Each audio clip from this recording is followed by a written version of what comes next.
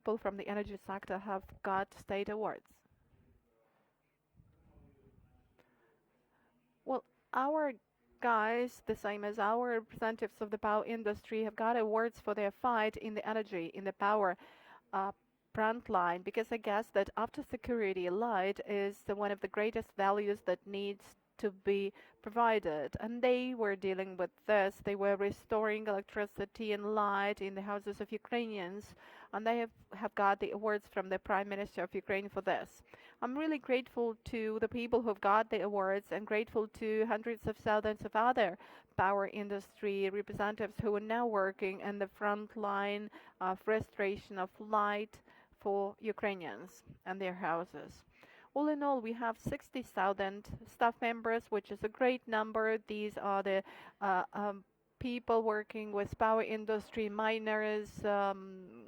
These are the people going in repair brigades on a daily basis and restoring electricity transmission lines. And we can now say that, unfortunately, about 500,000 Ukrainians over the period of the war were left without electricity, and we were to restore um, electricity for them. And now, all in all, we have about 1 million people with no electricity in Ukraine. And if we speak about Kyiv region and Donetsk regions, we restored light in about 500 houses. But unfortunately, there are still a lot of houses left without electricity, and the situation in Mariupol is the worst because for 2 weeks the city has been staying with no light and electricity. It's a uh, really bad situation because we have humanitarian catastrophe there.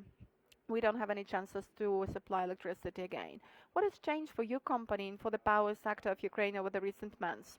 The recent months has been the most difficult for Ukrainian power system over all the years of independence. Everything has changed. We had to restructure our company's activity for it to function in the wartime. We don't have any days off. We have to ensure sustainable electricity generation, production of coal. Our miners keep working and extracting 90% of all the coal, which is generally generated in and extracted in Ukraine. Also, the CHPs are operating. This is really critically important because last week we had a very important event that was synchronization of the Ukrainian power system with the European system. And 4 hours before the war, the Ukrainian system was disconnected from Belarus and Russia to ensure the testing of our safe work with as a unified independent system. And it so happened that we will never again join the Russian or the Belarus system. We will work with the European one. Our system is working on a stable basis with the frequency of 50 hertz, and this is critical for the Europeans because now the Ukrainian system is a very important component of the overall European system. In the Ukrainian system, we have some capacity to launch export of electricity to Europe. This will be rather important to start raising the money, which is really important for the Ukrainian energy system, because now we have a deficit, and over a month of the war, consumption fell by 30%, and the payments decreased by 70%. That's why every hryvnia and every euro will be critically important for the support of our system's operation. That's why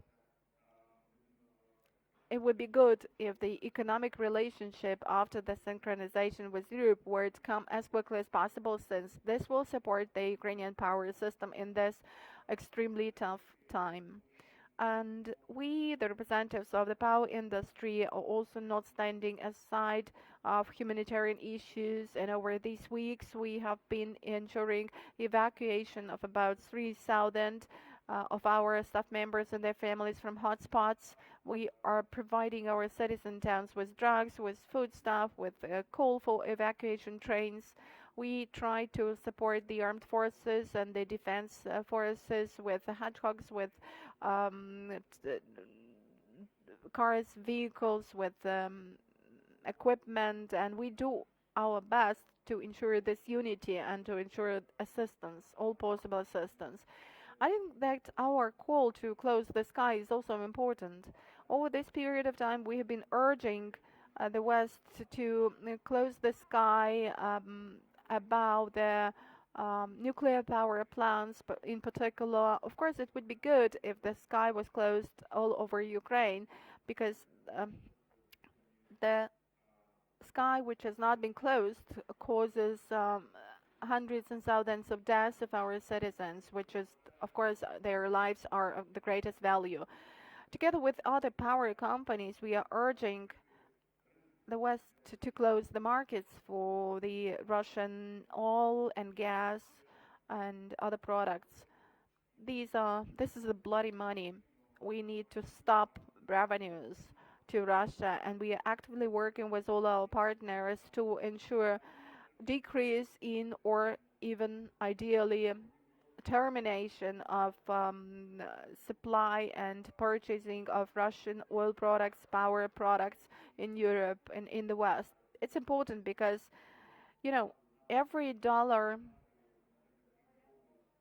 they get from oil sale and gas sale is used for the war. And we are launching an initiative since on our website we will have a list of all the companies working in the power sector and including the companies which are still working in the Russian market. There will be the data about the amount of purchases, and in that way we will try to draw attention to the companies which have not yet left the Russian market. And we are really urging the whole community, the whole world, to somehow affect, influence those companies for them to stop working in the Russian Federation. The facilities which became their objectives for the Russian invaders are Chernobyl, Zaporizhia nuclear power plants, and there was some information coming that the Russian plan also included Kyiv hydropower station plant. Do we have to consider this as a targeted attack on the Ukrainian power system? Do you consider that the power front line is a part of the greater battle? Yes, you're right. Unfortunately, Russians are purposefully destroying power industry facilities. We see this on a daily basis. They uh, hit transmission lines and power plants with missile attacks, with aircraft attacks like Chernihiv HCP, and the ways of fuel supply to CHPs have also been uh, fired at. In Luhansk, it's impossible to generate electricity into the network. Zaporizhia CHP cannot be working without coal, and we cannot supply coal there because the railroad has been destroyed. Also, we cannot supply coal to some other CHPs because of the destructions of railroad. If we speak about NPPs, it's some barbarism when there are artillery shellings close to one of the largest NPP of Europe, and there is a threat at Chernobyl nuclear power plant. Now we have about 11,000 um, substations throughout Ukraine which don't have any electricity, and of course we will have to do a lot of work after the war to restore the situation, to improve the situation.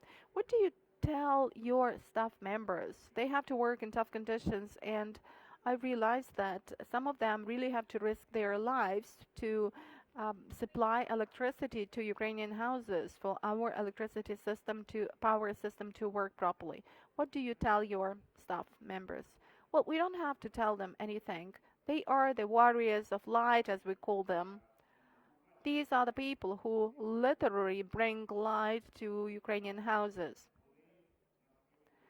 They are on their combat checkpoint they don't know any extra words. They know what to do. All the squads we have, all the brigades we have, work with no doubt. And if it's necessary to risk one's life, uh, a lot of them even don't think about that. They go to the place where, whenever it's possible to restore something. It's a difficult situation because you need to examine the lines, and now we don't have the corridors in both lines, and we need military men to help them. So it's very difficult to work because they have to stop their work whenever there comes any shelling. Unfortunately, the destruction is really serious. And if we speak about the transmission lines, it's not just about the transmission lines.